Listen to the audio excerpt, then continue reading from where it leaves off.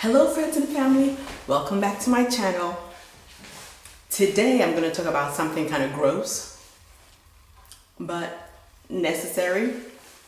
I feel we all do it sometimes, whether consciously or subconsciously. So today's topic is how to pop a pimple with a tool. The reason why I feel like I have to discuss this is sometimes we all have that pimple that pops up. I don't care how wonderful your skin is, and I know people with wonderful skin. Once in a while you get, a little pimple here or there, especially if you're female and it's sort of that time of the month, your skin is prone to these kinds of blemishes. And some of them just won't go away. So, I used to go for a facial quite often because I had terrible skin problems on my face. And I noticed that the lady was using a tool to extract, the junk out of the blemishes or pimples that I had.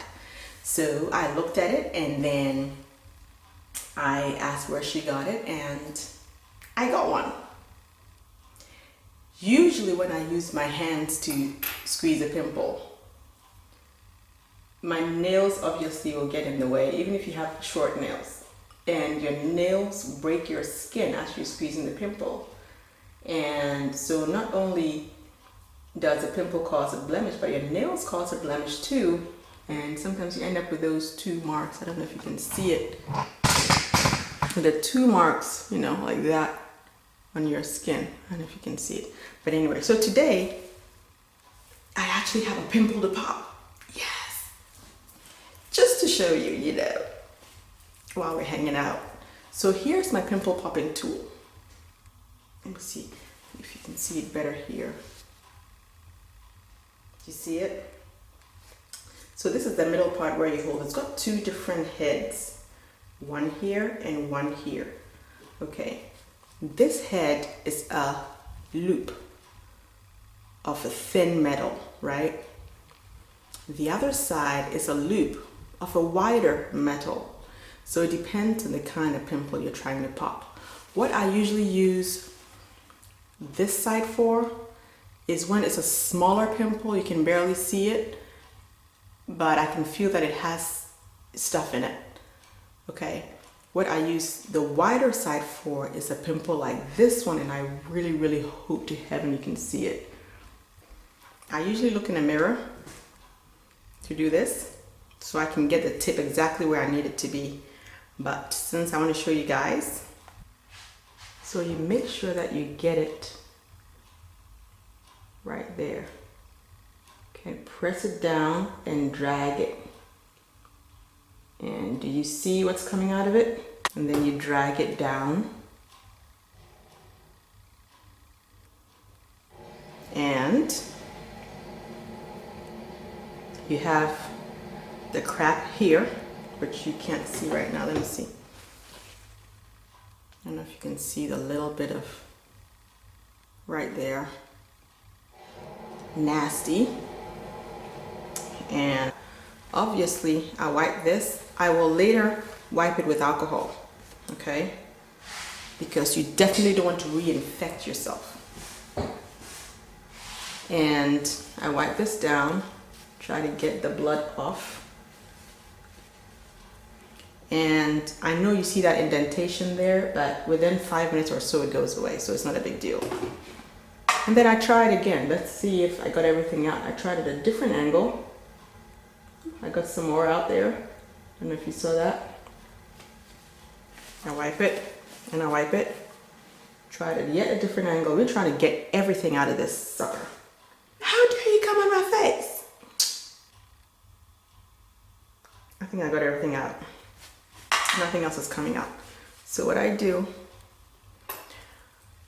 I get some alcohol and I clean it. 90 what? 1%? Yeah.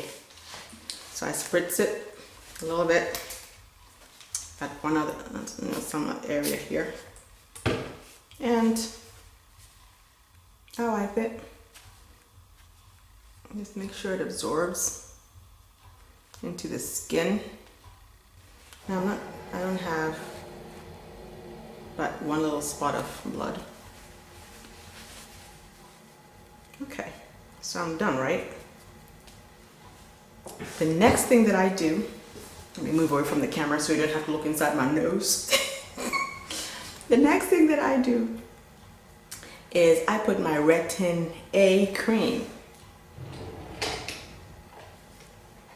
on it. The Retin-A cream will make sure that by the time I wake up tomorrow morning, any remaining junk would have been pulled up to the surface. Sometimes it ends up in another, what do you call it? The white thing at the end comes again, which means it pulled it from underneath, right? And sometimes it just, you know, nothing else is done. So this is my Retin-A cream.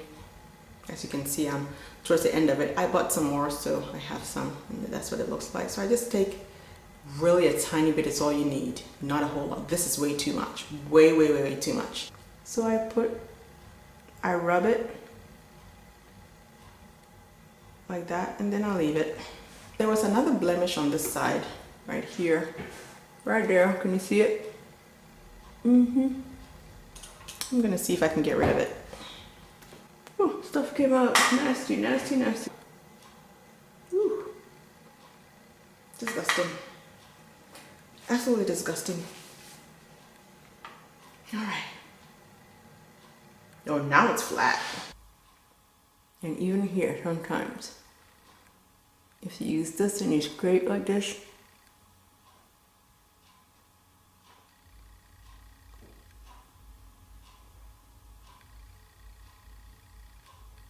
you see the disgusting stuff under your chin.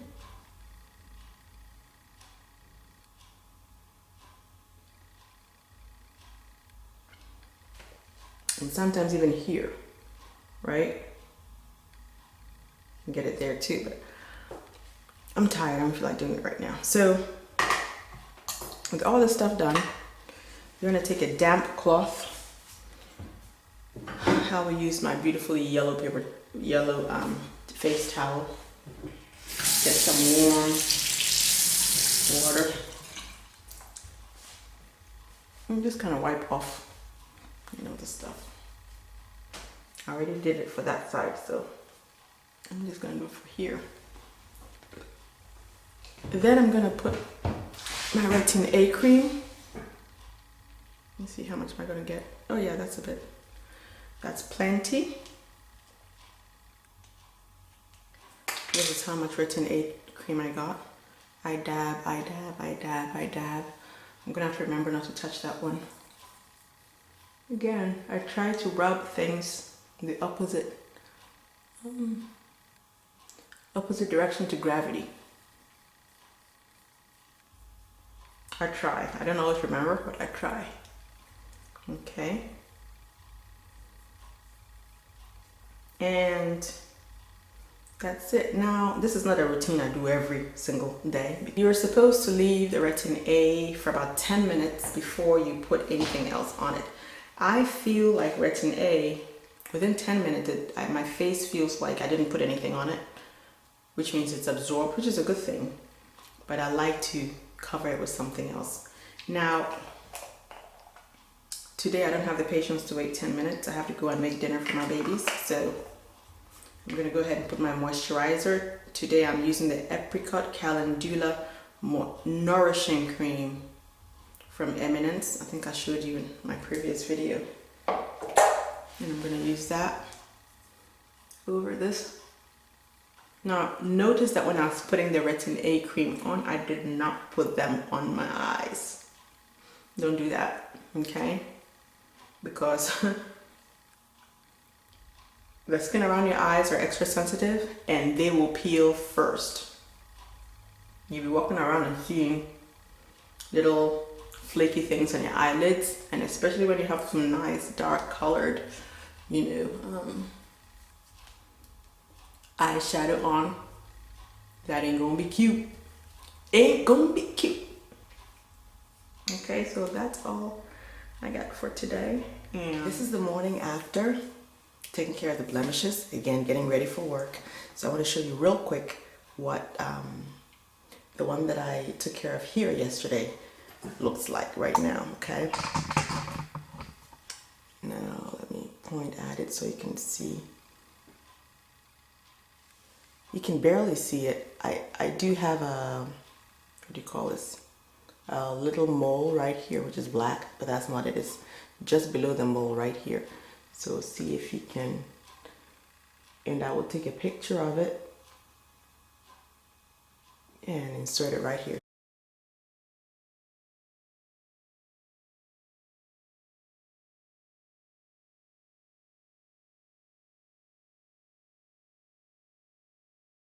The one that I extracted here,